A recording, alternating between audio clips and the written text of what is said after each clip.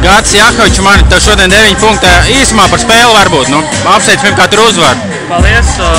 Izdevās apturēt viņa ātru uzbrukumu, kas ir viņu tā kā galvenais ierocis. Nostājām vienkārši labu aizsardzībā un atstāt ar 60 punktiem. Es domāju, mājas spēlē tas ir labs rezultāts.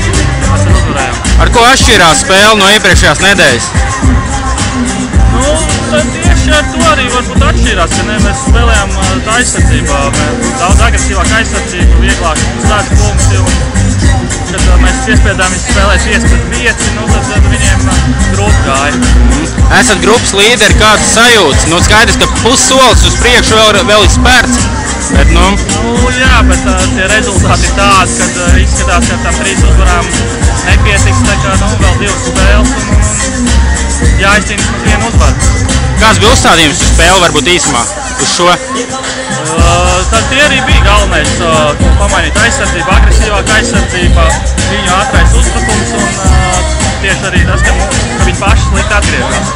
Izmantot mūsu ātru uzbrukumu un tad, kad mēs uzzinājām, ka viņi centrs nespēlēs, tad arī mazliet vairāk groza apakšus spēlēt. Paldies!